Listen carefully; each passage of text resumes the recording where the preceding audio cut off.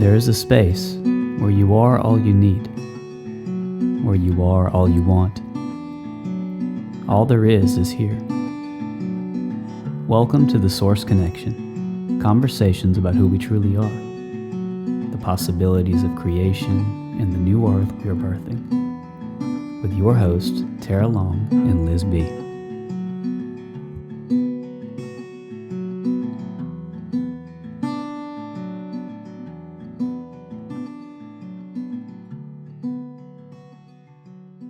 Okay, welcome everyone. Welcome to another episode of The Source Connection. I'm Tara. I'm here with my co-host Liz and our very special guest Sat Devbir today, and we're going to have him introduce himself in a little bit after we just tune in and have a few minutes of silence and connecting to that which we are, that is always already here.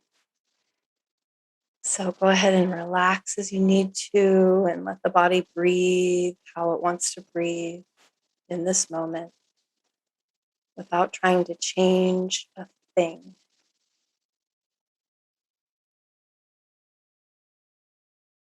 And just feeling that relaxation moving so naturally through the body and all levels of yourself, all aspects of yourself, which brings you home to the one true self.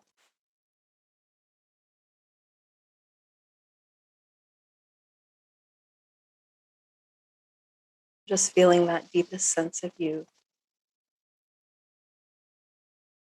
And remembering that everything you seek is always already here. Let's give ourselves permission for nothing to do, nothing to be for these next few minutes.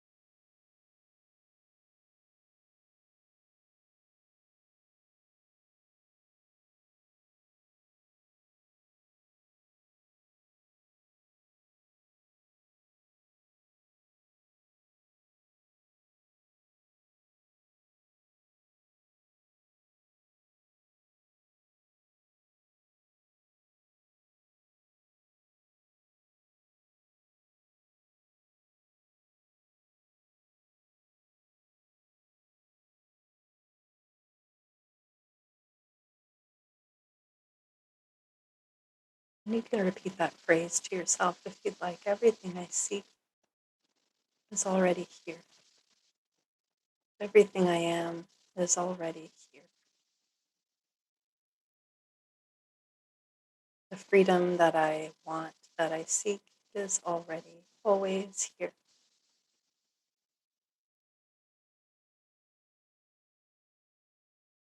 Feel how that feels in your body, in your system. Just feel what it does, what it shifts for you.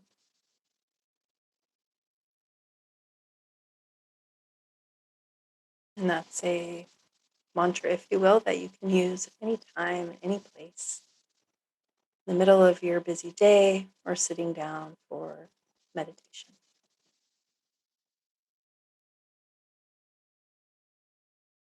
And taking another breath, just letting it all go, letting everything go, everything I just said. And returning to the space, if you'd like to move the body, coming back into time together, opening the eyes. Welcome everyone again. Thank you. So, Sat Devbir, we'd love to hear from you. Just introduce yourself however you'd like to, and then share with us, if you will, what brought you to this moment right now. Thank you so much. And thank you for opening that beautiful space. It's so nice to hold space for each other, isn't it? I could just feel myself relaxing into that beautiful space that you held. And wow, that's a big part of what I do these days. But yeah, I started in the Midwest and, grew up feeling very much like an outcast because I had all of these strange abilities that I definitely wouldn't have called gifts at that time, but later learned were gifts and learned how to embrace them. But yeah, essentially I, was always seeing energy around people, in people, between people, seeing auras, things like that. And then I had my first mediumship experience at age 14 where I was communicating with spirits on the other side and kind of really, always very artistic. So was looking to figure out a way to, get my music out there, get my poetry out there, get all of my art out there. And that's what led me to LA. But then I decided, well, I should probably do some normal people things too. And, go to school for a while and maybe get, that regular job and figure out what the big deal is about being normal. So, so I did that, and it was fun for a minute. I got it, and things were kind of rolling in my mid-20s in terms of my career and things like that. And then I really just started to have more of a connection again to what I learned was my higher self and some of my spirit guides and this purple orb that I had been seeing my whole life. And I was just getting these messages to go down to the spiritual bookstore and buy these crystals and buy these books and go to that yoga class and, doing all these things, starting to sit and meditate. And these were things that I'd never really done before. And when I started to get closer to my return to Saturn, that was really, really interesting because that energy really picked me up. By the time I turned 27, I knew that I was going to be on a completely different trajectory, felt like a completely different dimension. And that's exactly what happened. So all of the energy started coming back. I started seeing everything again, started hearing everything, really committed to my meditation process and jumped into yoga teacher trainings and jumped into pretty much anything that spirit moved me to do. I started just traveling all over to hotspot vortices in Israel and Egypt and India, of course, and was just doing all of these trainings, yoga teacher trainings and meditation trainings, and ended up in Glastonbury, England, and mystery school, and all this stuff was firing off. My intuition was just going nuts, getting more and more clairvoyant and things like that. So obviously I let go of the day job and started to figure out how to really utilize these other gifts that I had. And yeah, I think the first thing that I really started doing was crystal healing, because I was having a lot of flashbacks from ancient Atlantis, and I had them when I was a kid as well, but I just thought it was my imagination. But as I got older, I realized anytime as a child that I would hold like quartz or something like that in my hand, that's when the memories would start happening, or these imaginative journeys as I thought they were. So yeah, the Crystal Kingdom has a really special place in my heart and my connections with Atlantis. And even before Atlantis, in Lemuria, I've had a lot of past life flashbacks from there as well. So yeah, so I started kind of doing healings, and then really started teaching a lot more yoga and meditation, and then just working with so many people in spiritual counseling and you name it, esoteric spirituality and metaphysics are really my thing. So that's kind of me in a nutshell. Wow. That's awesome. I'm going to jump in, right? I know. When I told Tara, I said, I love to bring my dear beloved friend, Sat Devbir, and she said, what does he do? And I said, you're trying to find the words to explain. And the best way I found to explain was, it's almost like you're a guide in between the multiverses. It was the best way I got to explain to her. And as you were talking right now, it was just bringing back memories for me of our sessions and our time that we've spent together, and our paths crossed during yoga training. And so I feel very blessed that I had Sat Devbir as one of my guiding teachers during that time. Always patient, always kind. I would talk his ear off. Yeah. And but the way you're able to bridge what I feel as the multiverses and the megaverses and all that is just so clear. And I'm so excited that you're here today sharing that presence with, our listeners and with us. Thank you. Thank you so much. Yes. I mean, that's one significant part of the story that I left out, which is that purple orb that I would see, growing up, manifested itself one night in my living room when I was meditating, and introduced itself as Archangel Metatron, and then proceeded to pull my astral body out of my physical body and give me a tour of the omniverse and how dimensions are separated, how the creator gods design these holograms for souls like us to learn and serve and evolve. And so that was a really, really incredible experience that never quite allowed me to perceive life or reality the same way again. And that was really coming to me in our opening meditation and silence. Even I was really aware of the illusory nature of the hologram, but also the relevance of it. And it's one of my favorite teachings, is to help people see how backing off of the belief in this reality a little bit can give them more breath and space to actually dive deeper into it. Right? When you just have that ability to back off from it and really relate to yourself as an eternal continuum of consciousness versus just this human with all of these potential dangers and stressors and limitations, right? Then life really has a way of turning itself around, and your perception just expands more and more. So that was a really special gift that I hadn't consciously thought about for a long time. But with your beautiful way of opening the space, it kind of clicked in and feels really present with us today. I love that. I love that zooming out perspective.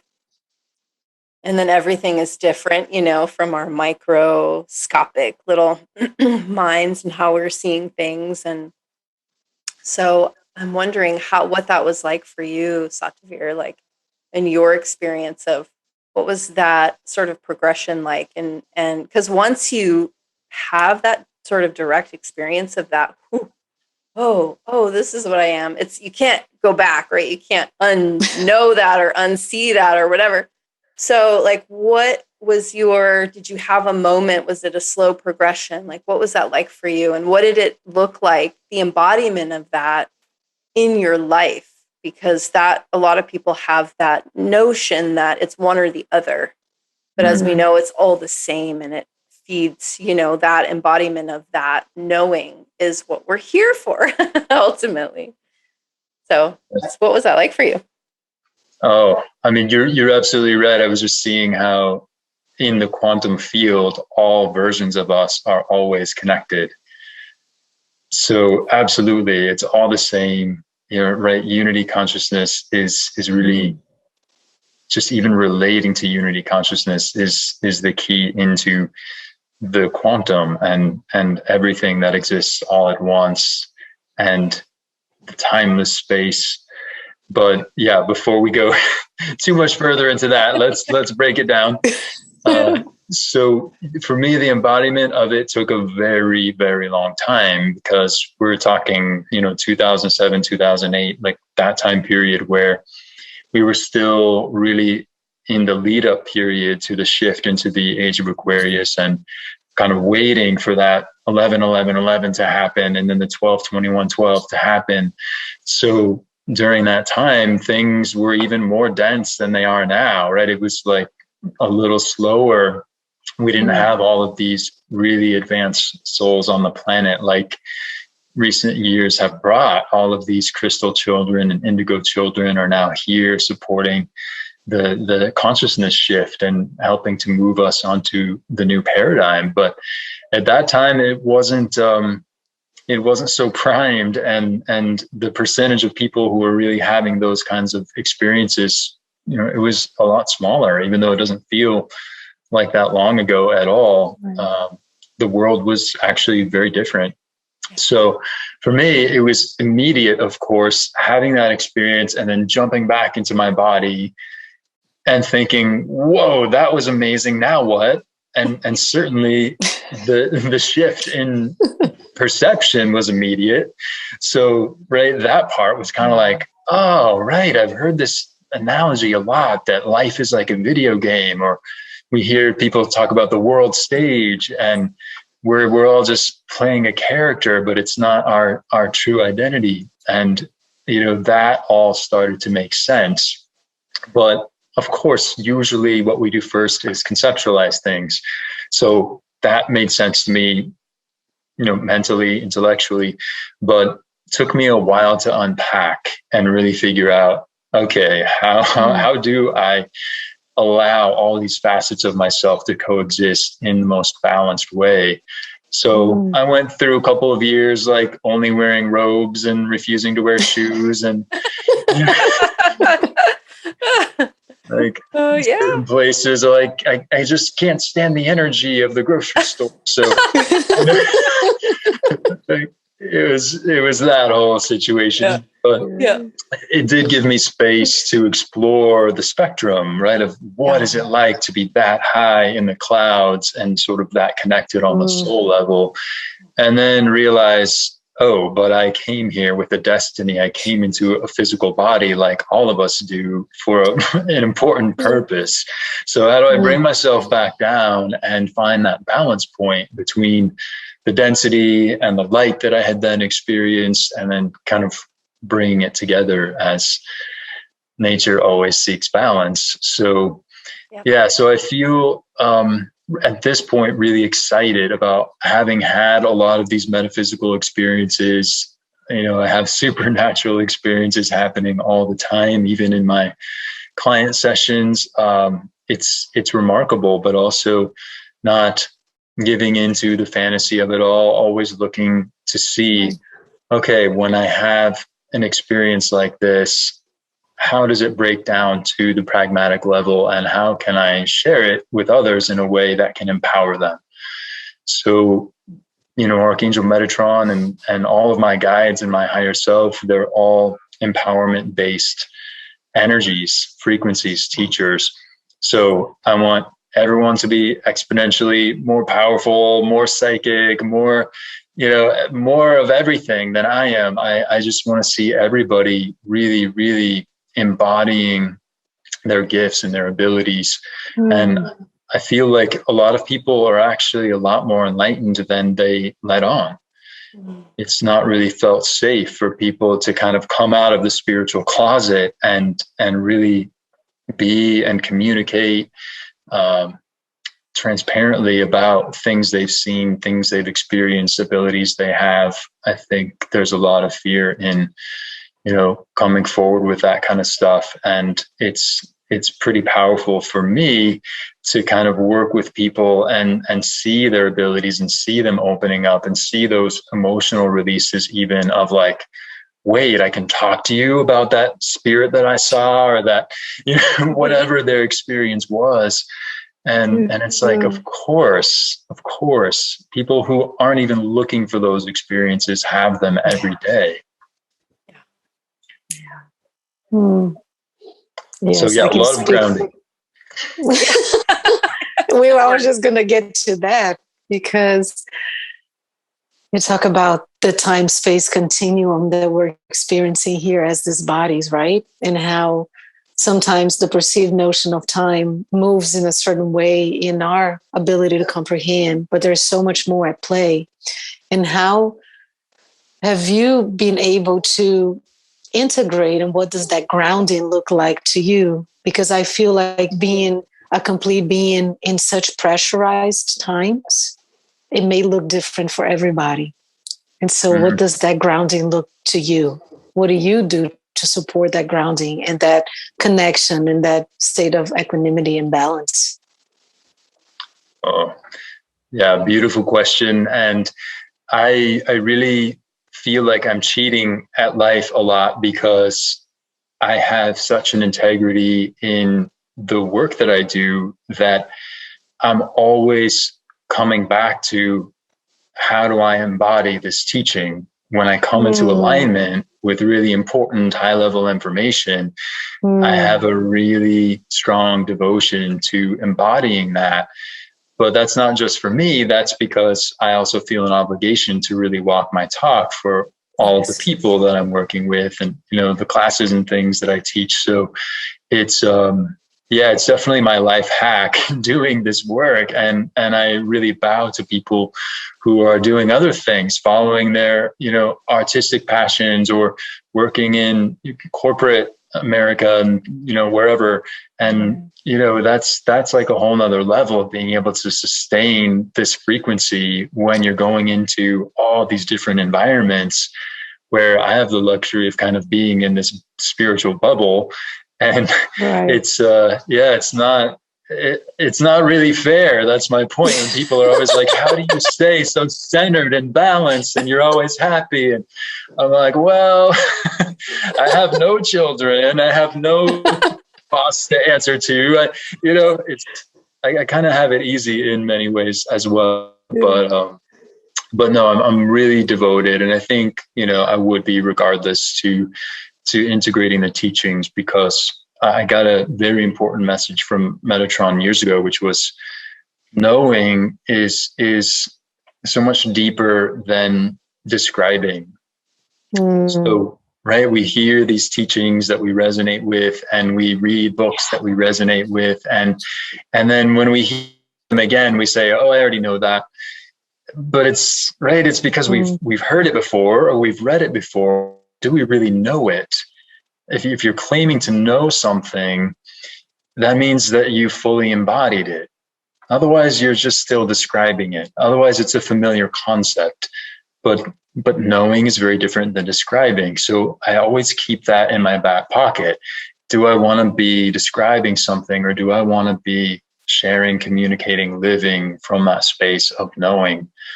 So when there's a teaching that feels really powerful, and I know that it's something I'm deeply resonating with, I hold that intention every single day to embody it and embody it and embody it. And of course, whatever we bring our attention toward, or whatever we should be bringing our attention toward, even the universe facilitates scenarios, circumstances for us to practice in. Yes.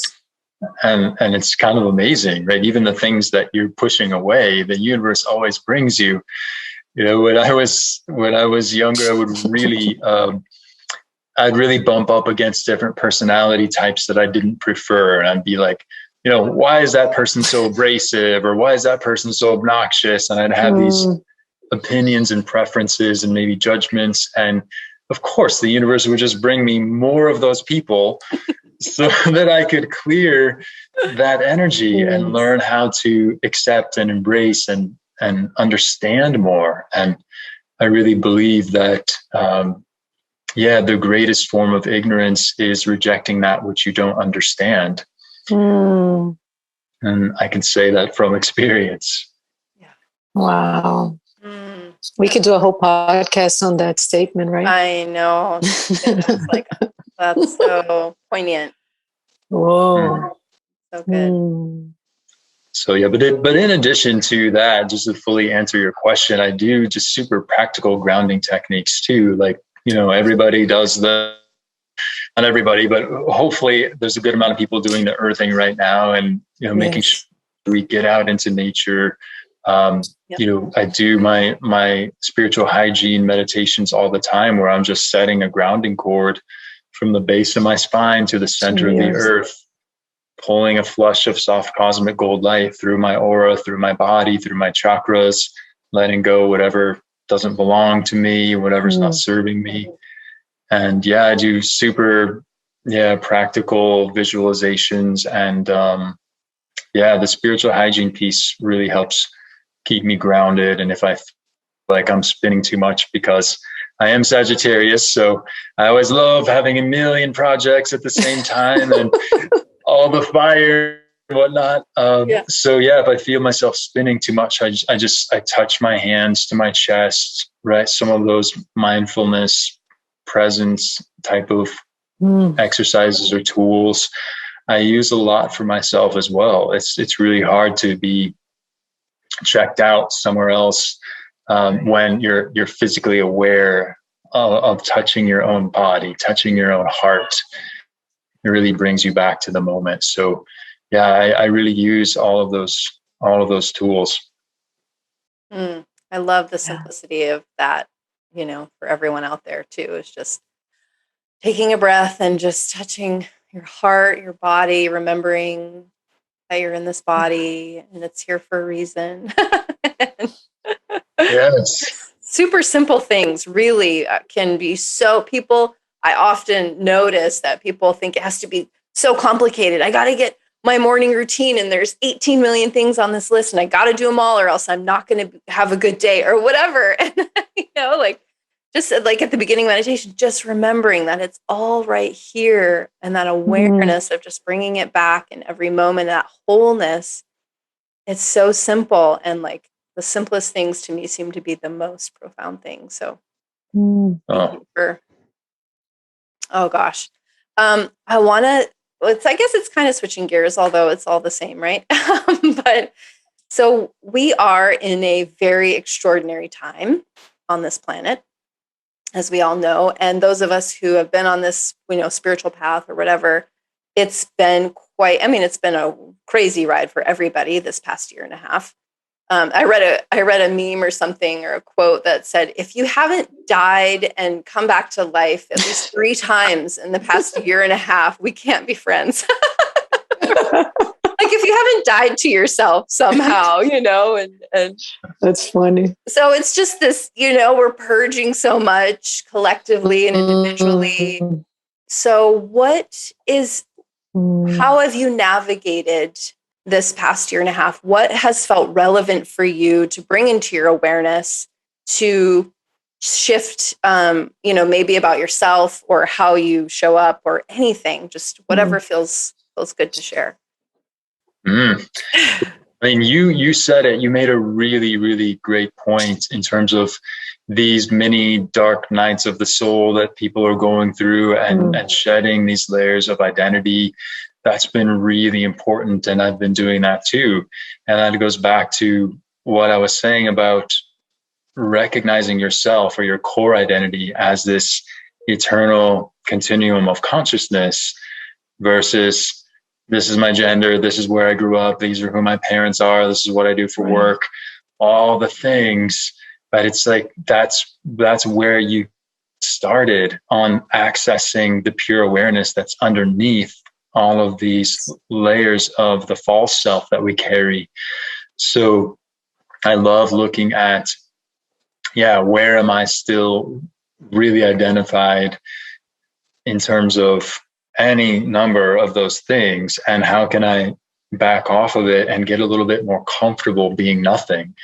And I heard years ago that the key to infinity, the key to opening to everything is being willing to be nothing. So every morning when I start, I sit and I say to myself, I am the silence. I am the nothingness. I'm first the scalar wave. And from there, I can really navigate life and this realm with a much greater capacity and so many more resources.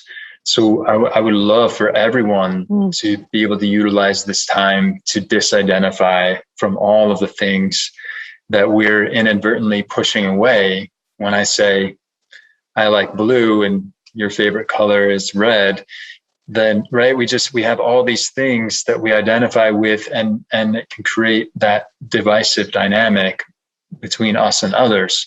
And we're not so good yet at kind of living in and celebrating all of that diversity. It tends to kind of like push people apart. So while, you know, that was maybe not the most relevant example with colors, but, you know, with people's preferences in general, yeah, we kind of like still get into our little groups and seek out people who will agree with us and all of that. And yeah, and I think this is such an incredible time to really look at all of the ways that some of these contrasting energies that exist around us and even within us are looking to use that age-old methodology of divide and conquer.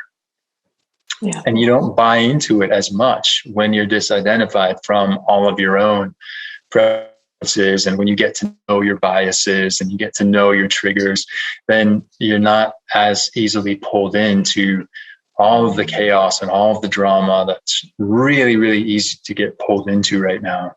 So yeah, I mean, one of the most powerful tools that Metatron gave me years ago was to find amusement in what's taking place, especially when you're feeling really charged about things. And fear as well it's like an antidote to fear. If you can find amusement in the situation, you immediately back off of it. You immediately come out of that granular experience of it that we were talking about before, and you get more space again. So yeah, you had so much of the answer to your question within your question, but fun nonetheless to unpack this together. Yeah, for sure. Yeah. So I've been going deeper and deeper into that and just leaning into my spirit self and kind of like surrendering to that flow state of making sure I just stay open to my higher consciousness and move along with it in the direction that it's guiding me, even if it doesn't make sense. Kind of really building that trust. I think in these last couple of years, I've been really, really deeply building that trust. And someone asked me the other day, what is the hardest thing to teach people when you're working with people in this sacred work, personal growth, spiritual growth? I didn't even have to think about it. I said, trust. 100%. We don't trust that we're going to be taken care of, that the bills are going to be paid, that everything's going to work out with our kids, our relationships, our circumstances in general. It's really hard to teach people trust. So if we can get into that one and really believe, wow, if anything is to be taken from me, will only be for my highest good. I mean, I honestly believe that. And then you don't live in that fear and that suffering when things happen, right? We have to respect life cycles. We have to respect nature. We have to respect a lot of these things that we can't control. And yeah, we're going to experience loss. We're going to experience hardship. It's part of this existence. So how do we just let go and respect those cycles and patterns and know that we'll be completely held and equipped to deal with whatever comes our way, because we're always equal to what's taking place in life. We're always equal to it. And we feel stressed and overwhelmed when we forget that. And when we feel small and all of the problems feel big, that's when the stress and overwhelm comes. And that's when we start to suffer again. If we remember that we're always equal to our circumstances, we can really live in our excellence. We can live in our grit. We can live in our grace. Yes. Wow. Just making notes over here. I'm not like looking away from making It's notes almost, for them. when you say amusement, that space of amusement, it makes me tap into innocence and a curiosity, a childlike curiosity type of place where it's just kind of like, oh, instead of trying to push things away or to make things a certain way that's more comfortable to us, but to be curious about it and to be innocent about it. Like, what's that? And to soften. That has been a big word for me, soften. How can we just soften? Oh, we don't realize how much control is running the show. Right? The mind just wants to be able to predict everything because it's looking for that control. It feels like if it can hold on to that control, then everything will be okay. But of course, control is the most illusory of all things. So yeah, it's just so good when you can drop into that trust and the curiosity, as you said, and the innocence is so true. Before we learn all of that control, that's what we are. And it's interesting how our minds will automatically jump to the conclusion that something is wrong if something doesn't play out the way that we had planned or the way that we had hoped. The mind is so quick to jump to the conclusion that something's wrong. And when you cultivate that sense of trust to kind of replace the control, then you meet these curveballs and surprises with so much neutrality, and you can embrace them, and you trust that the universe must have a different plan. There must be something else happening here that's ultimately going to benefit me, versus like, that didn't go well, and go into that reactivity. Yeah. It's an attachment to the outcome, right? Like it's supposed to be this, and that trusting that you talked about, because I find it too with my clients, like you can't teach trust. You can't tell someone, just trust yourself. It's really a direct experience that one has to have for themselves. And so it's really about taking those even tiny risks, if you will, at first to show yourself, oh, I can trust. I can. It did work out. It is okay. So just taking those small steps, and Liz and I talk about this all the time, that this time particular right now that we're all here together is really the time of the inner guru, if you will, that nobody else is the authority for you. No one, no teacher, no guides, of course. I mean, we're all guides for our fellow brothers and sisters, right? And that's beautiful. However, it's this inner knowing that rules all for everyone. So how does that come out, like in your work or your life or just anything that you do? I mean, when we look at the antithesis of fear, that's love, right? And a lot of people don't realize that trust is an archetypal energy of the heart. So the more that we love, the more that we trust. The more that we love, the more that we prosper. The more that we love, the more we forgive. The more that we love, the more compassionate we become, right? So there's just, there's so much energy in coming home to our hearts and coming home to that love. And I feel like that's one of my core intentions and the way that I set my tone for the day. Also, when I'm kind of finished with my meditations and I'm jumping into my day, I make a commitment to greet the world heart first.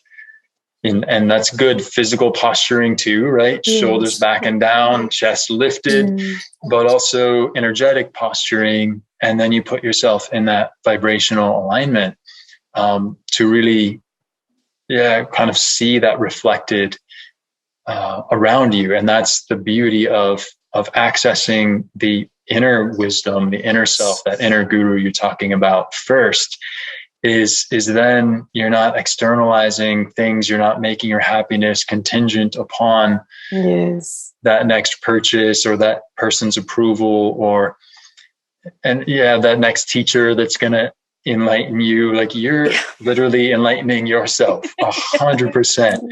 That is the empowerment teachings. No one can actually do your push-ups for you. You can go to a million classes. You can do all the things. You can watch YouTube videos all day long. Listen to this incredible podcast. But if you don't take what you hear that really resonates with you and put it into action, we're useless to you, right? Yeah, totally. I'm happy to give you a momentary bit of inspiration, but I would much rather everyone who's listening really figure out what this means for them. How do I now put this into action for myself? How do I now embody this? And that's where the actual change happens. And that's exciting because you build spiritual mass, and that spiritual mass is something that you can take with you after you leave this body, after you leave this earth. You get to take that with you.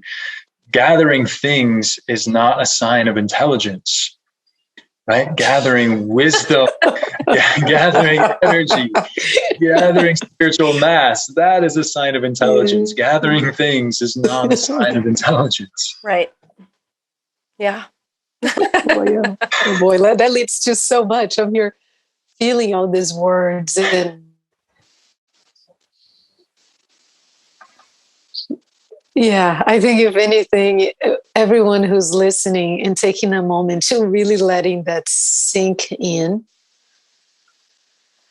that we've been, I think, predisposed or guided by the ways of the world to feel like we have to wait and we have progress, or how we say, oh, I've made it in life, or, I've conquered this or whatever thing. And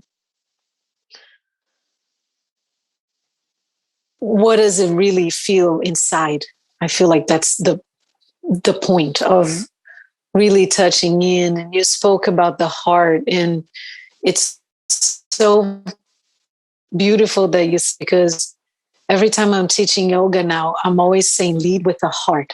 Literally, when you get into a posture, right? Some of the postures you can totally just, because in Kundalini Yoga, we roll the shoulders back, we tuck the chin in. And how does the heart lead in creating that meeting space between our three brain or intelligence centers in the physical body to then lead with that source, with that connection? It just brings so much juice to our interactions. And I feel like we tend to, just by that, call forth the better expression of the other that we meet.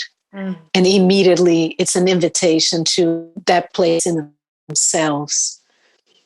Yeah, that's my experience. And for the ones who are ready to receive that invitation, and you see literally people just raise up to their grace and their beauty and whatever thing that they're ready to, embody in that moment. And it's just, again, that trust and all of that both of you spoke of, and the experience of that. And then you're, at the end of the day, you're just like, yes. Absolutely. I think Buddha said it best when he said, have everything, but be attached to nothing. So of course it's beautiful to live in prosperity and, have things that bring comfort and joy and beauty into our lives. And yet at the same time, you're absolutely right. If the reason why we want those things is to somehow compensate for a scarcity that we have inside of ourselves, it's never going to feel good. And yeah, that was something I was just talking about yesterday, really revisiting this question many times a day. Why am I doing this?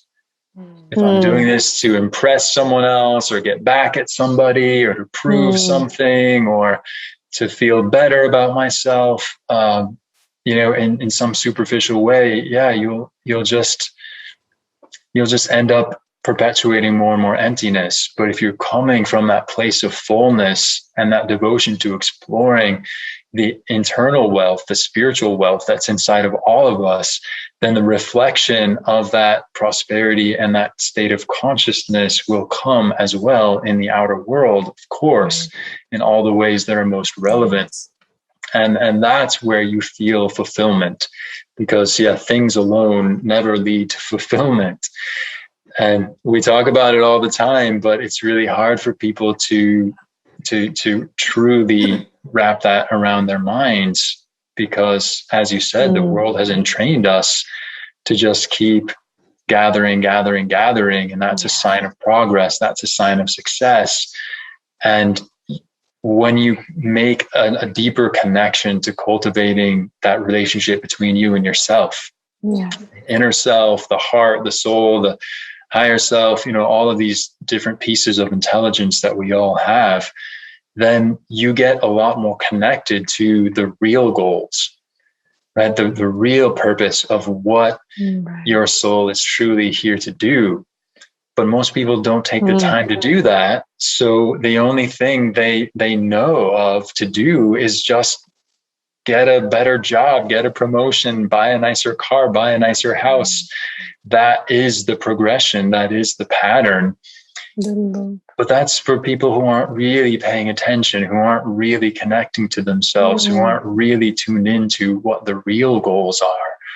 So if we do that, whoa, we have it all. We literally have it all. And I'm at that crazy point where I look forward to the next piece of shadow work that's going to come up, or the next time someone's going to trigger me, because I'm like, I'm going to grow and I'm going to heal that and I'm going to clear that and I'm going to expand and I'm going to be, an even brighter soul. This is going to be awesome. So I'm always welcoming that next piece of unpleasant curriculum that the universe might have in store for me, just because it's where the real work is. It's so fulfilling. So fulfilling. We have to stop pretending like we want life to be easy. It's such a cop-out. No one wants to play a video game that's easy. No one wants to watch a movie with no plot. This is the hero's journey. Every single one of us are in character for our hero's journey. We cannot play the victims and pretend that we want life to be easy. We have to embrace the curriculum. It helps us to rise up to what we're actually capable of. I think we're all just a bunch of Ferraris that haven't been out of first gear yet. That's such a good way to put it. Is that the title of this episode? Yes. We're all Ferraris in first gear. Yes. Let's see what these babies can really do. Let's go out on the open road and see what we can do. Let's gear them up. Oh my God. Well, that's so right now. That's so what I feel coming online for everybody really is this major shift in paradigm that we're seeing. I mean, it's already here. It's always been here. We just have been so distracted with everything else. That's been the construct of this game that's been the purpose of it, right? So far, but now we're coming into this whole new time where it's not anymore. And the rules I feel are shifting. That's a whole nother podcast. A whole nother paradigm is unfolding so beautifully. So I think that's the question we usually like to sort of wrap up with is speaking about looking forward, like what are you most excited about to see in this new paradigm? And what do you feel your role is in that? Oof. Yeah, I mean, we've experienced a lot as a collective, as a humanity, and even in these smaller communities, in the yoga communities and whatnot. Like we're experiencing loss of people in terms of people leaving their bodies. We're experiencing loss in terms of, information coming forward that's not so easy to swallow. There's been so much going on, and obviously businesses shutting down has been really, disheartening to see things like that. These little yoga centers and meditation centers having a hard time keeping up and figuring out how to transition to online and all of that. And through it all, I've said to people several times, I haven't really even needed to deeply grieve or get into the nostalgia of the past or what we're letting go of, because I have so much to look forward to. And that is what it's like to live in flow state, when every day you devote yourself to opening yourself to that flow of consciousness that will move you if you just respond and keep taking steps with that flow of consciousness. You will always be collaborating with the intelligent energy that's already there. And each and every one of us is a space for a higher intention to manifest itself through. So I think all of us can be very excited about that. How can I open myself? How can I become more receptive to this intelligent consciousness that's all around, that is so deeply desiring to use me, to use each and every one of us as a space through which it can manifest itself? This is what I feel is so exciting about the new paradigm, because we're seeing less and less people just kind of staying in miserable jobs or staying in miserable relationships. You know, people are getting the courage to walk away, to become entrepreneurs, to become more autonomous, even in relationships, really calling out the toxicity. And as, you know, our awareness keeps raising, then things that were once acceptable and so normalized aren't anymore. And I'm just really, really excited about seeing all of that fall away. If we go really vast, my guides have been showing me that we're getting more focused on creating humanity in terms of one human race.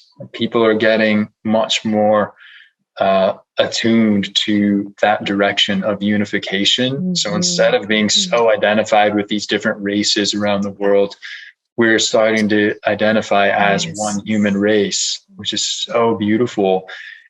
And beyond that is the recognition of one galactic race, that we're dropping our arrogance as well to even begin to think that we could be the only intelligent life. Right? Yeah. So we're getting into this bigger picture of a galactic race also. And we're kind of preparing for this new paradigm where we can be more interdimensional and have these cross-dimensional experiences with other beings as well that are incredibly supportive, have been supporting us this whole time. Yeah. And I think the exciting part for me is also coming off of this deep false fear matrix and this deep false scarcity matrix, which is keeping people really paralyzed in so many ways and keeping people in the density. This new paradigm has much faster pulsating particles that are vibrating us out of the densities so that we can see everyone jumping on to this new matrix, which my spirit guides are calling humanity's freedom matrix. Oh, yes. maybe that's the title. So good. So we're crediting for Sattvir. Yes. Oof. I love that. It's amazing because the false matrix of fear and scarcity are really what lend us or make us vulnerable to the mind control and the manipulation. Yes.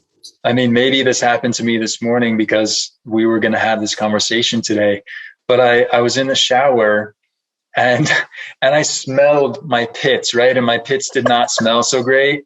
And I was like, I was soaping them up, and that's why you're in the shower, I guess. But soaping them up, and I literally got so angry because I was like, somewhere along the line, someone wanted to sell soap.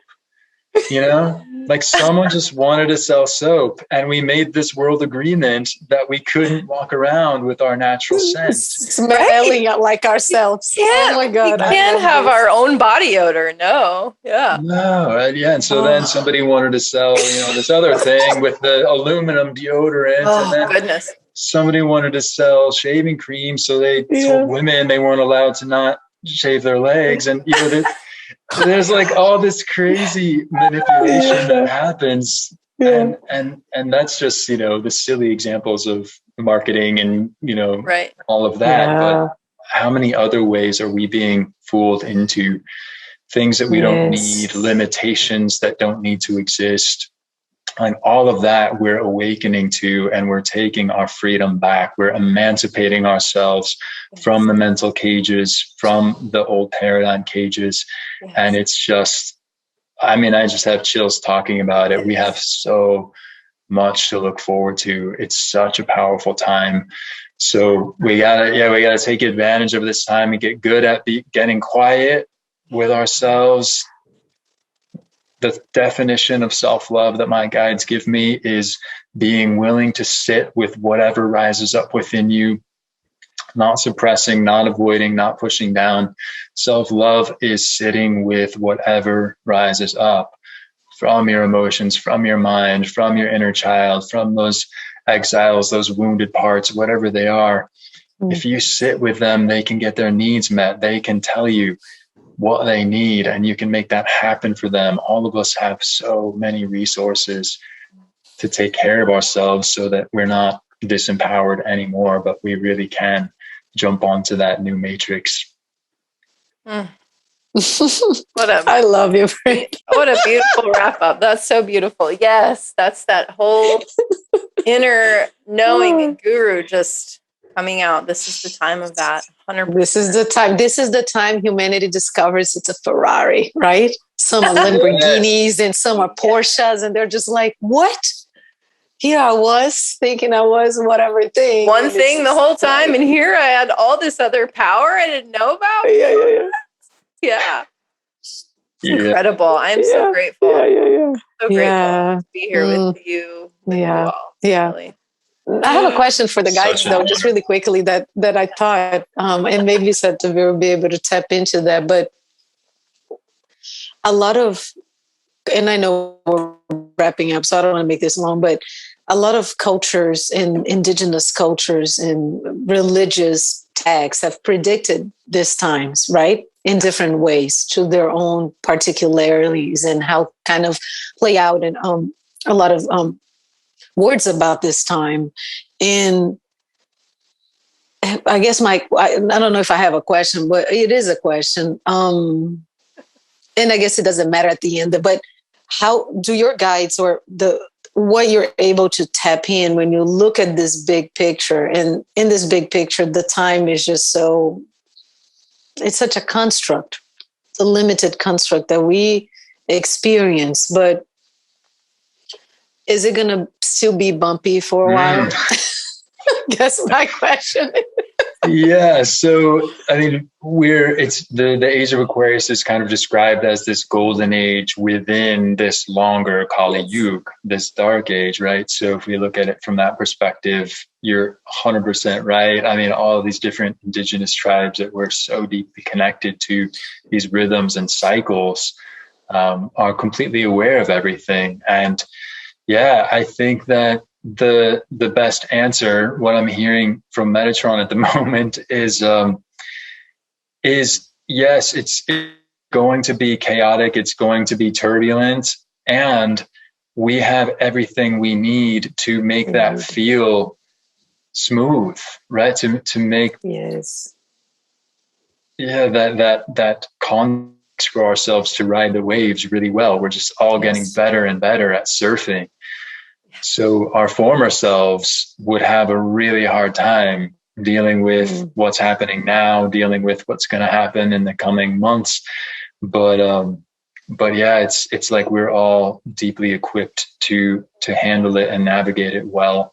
So it doesn't have to feel so hard. Not at all. Not at all. I hear that and I feel that as well. Yes. And last year, I think Tarah and I have talked about this, how much we've realized that we're really all having different experiences, right? Because of that reflection of our internal worlds. And for some people, things seems to be a complete 180 then compared to what somebody else is experiencing, and how we really, I feel, as beings, connected beings at this time, we really get to embody that and see that and experience that, and then hopefully showcase to others what that looks like so they can tap into themselves and then go, oh, I get to do that too if I choose to, and then co-create this experience. Yeah. Yes. Thank you. Yes. Thank you so much, Sat Devbir. Thank you so much. Where can people find you, Sat Devbir? Yes. Yeah. I suppose a great place to start is satdevbirsing.com. Okay.